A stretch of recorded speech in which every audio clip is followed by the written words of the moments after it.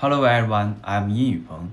Today I will be presenting on the Vygotsky Zoo of proximal development and its application in the digital learning environment.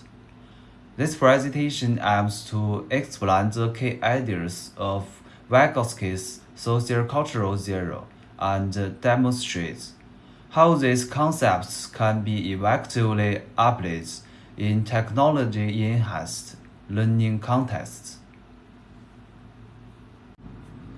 Before we begin, I would like to outline the learning objectives of this presentation. By the end of this presentation, learners will be able to explain Vygotsky's social development theory, describe key concepts such as the more knowledgeable other, zoo of proximal development, and scaffolding, and understand how these concepts can be applied in a digital learning environment. Now I'd like to introduce the author, Lev Vygotsky. Lev Vygotsky was a Russian psychologist born in 1896. He is best known for developing the social development theory, also referred to as the sociocultural theory of learning.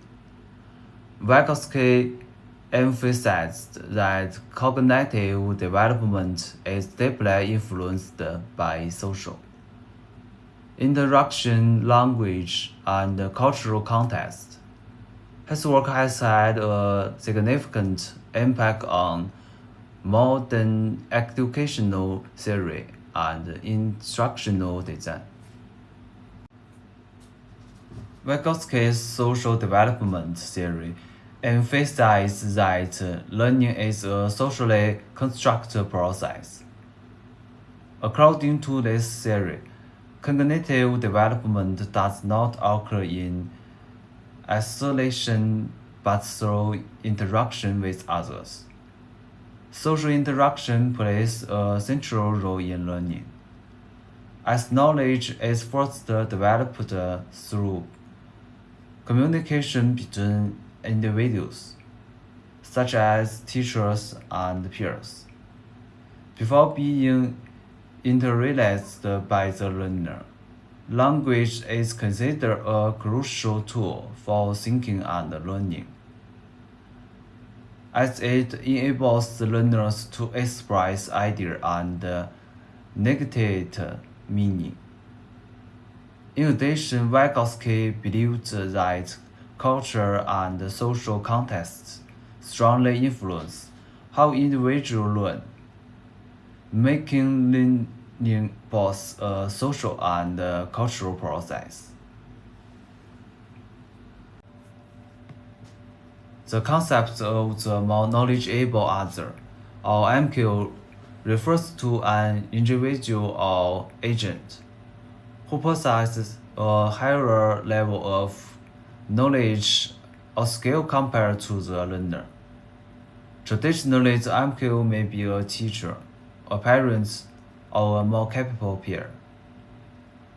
However, in modern learning contexts, digital tools such as instructional videos, online tutorials, and artificial intelligence systems can also function as MQs by guiding learners and providing feedback. The two of proximal development and scaffolding are key concepts in Vygotsky's theory, but they can be abstract when explained only by definitions. To show how learning happens with the ZPD, I will now play a short video. The video demonstrates how learners move from independent performance to achieving more with guidance from a more knowledgeable other. Let's watch the video. Zone of proximal development is a concept that refers to the difference between what a learner can do without help and what they can achieve with guidance from a more knowledgeable person. Typically, this concept is visualized with concentric circles as shown on the screen now. The three zones in the diagram represent the difficulty level of the task. Let's explore each zone. First, we have the too easy zone. This zone represents tasks and activities that fall within the learner's current abilities and knowledge. These are tasks that the individual can perform independently without any assistance. While activities in this zone are comfortable for the learner, they offer little challenge and thus limited opportunity for learning or growth. Prolonged engagement in this zone may lead to boredom or lack of motivation, as the tasks don't provide any new information or skills. If we zoom out to the third zone, we can call this the too hard zone. This zone encompasses tasks and challenges that are far beyond the learner's current level of understanding and ability, even with assistance. Attempts to perform tasks in this zone are likely to result in frustration and disengagement, as the gap between the learner's current abilities and the task's requirements is too wide. Learning in this zone is inefficient and often counterproductive, as it can negatively impact the learner's confidence and motivation. It's important for educators and learners to recognize when a task falls into this zone, so they can adjust the difficulty level appropriately. There's a zone in between where a task is too hard to do alone, but can be done with the help of a teacher.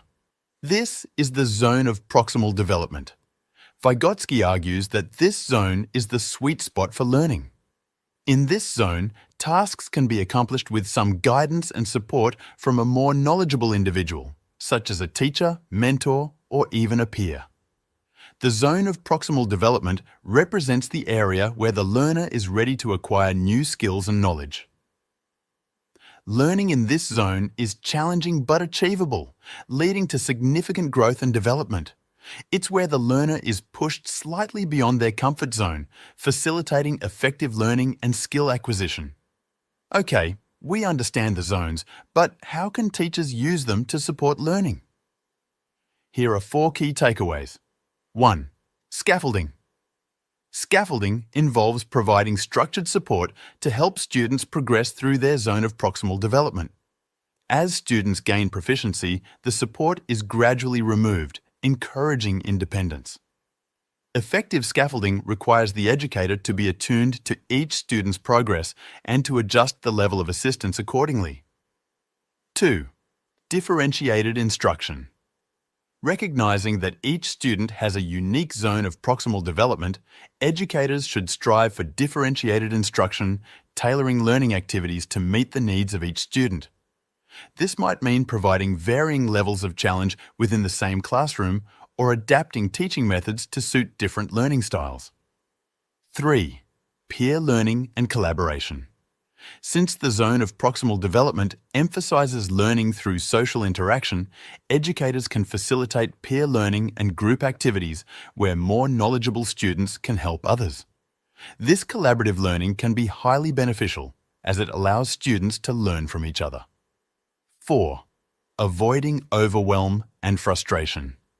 While it's important to challenge students, educators must be careful not to push them into the too hard zone where tasks are overly daunting. This requires a careful balance, ensuring that tasks are challenging but still achievable with support.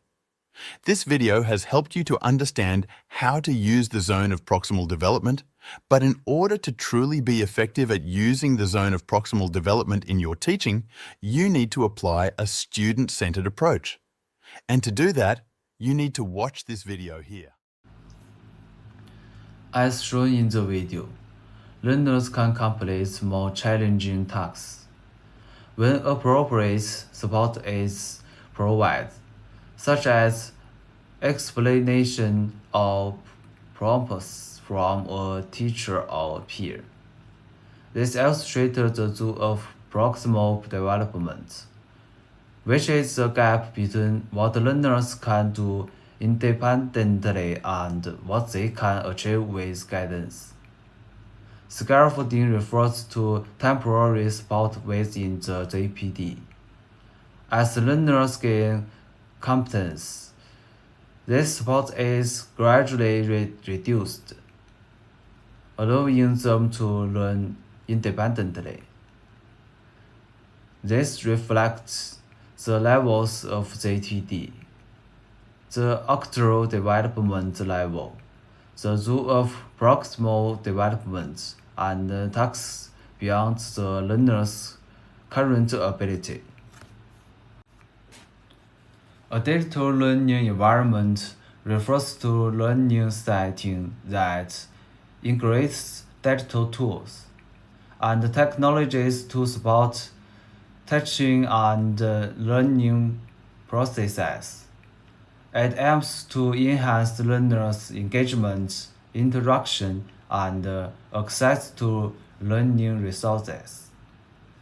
Key characteristics of a digital learning environment include technology-enhanced instruction, interactive and collaborative learning opportunities, and flexibility in terms of time and location. It is important to distinguish a digital learning environment from e-learning. While e-learning mainly focuses on online content delivery, a digital learning environment is a broader concept that includes learning management systems, communication tools, and intelligent learning technologies. The tool of proximal development can be effectively applied in digital learning environments through various digital tools. Adaptive learning systems adjust content and difficulty levels based on learners' abilities, ensuring tasks remain within ZPD. Online collaboration tools allow learners to interact with peers and teachers, promoting social learning. Digital scaffolding such as hints and step-by-step guidance supports to learners as they work through challenging tasks. In addition, immediate feedback helps learners recognize mistakes and improve their understanding in real life. Example of digital tools supporting ZPD. There are many digital tools that supporting the application of ZPD in learning. Learning management systems or LMS platforms help organize the learning materials and track learner progress. Discussion forums encourage peer interaction and knowledge sharing. AI tutors provide personalized guidance and act as more knowledgeable others by offering explanations and support. Gamma-based learning apps motivates learners while gradually increasing task difficulty within their ZPD. Assignment in digital learning environments can be conducted using various online tools. Platforms such as Google Forms, Kahoot, and Genially are commonly used for formative assessment. Online quizzes allow teachers to check students' understanding continuously. These tools also provide immediate feedback, which helps learners reflect on their performance and identify areas for improvement. Benefits of applying ZPD digitally. Applying ZPD in digital learning environments offers several important benefits. It enables personalized learning by adapting content to individual learners' needs. Digital tools increase learners' engagement through interactive and collaborative activities. They also promote collaborative learning by encouraging communication and peer support. Most importantly, digital environments provide continuous scaffolding, helping learners progress effectively. In conclusion, Vygotsky's Zoo of Proximal Development emphasizes the importance of guided and supported learning. Digital tools enhance social interaction and make scaffolding more accessible and effective. When applied properly, CPD is highly effective in digital learning environments and is well suited for 21st century education. Thank you very much.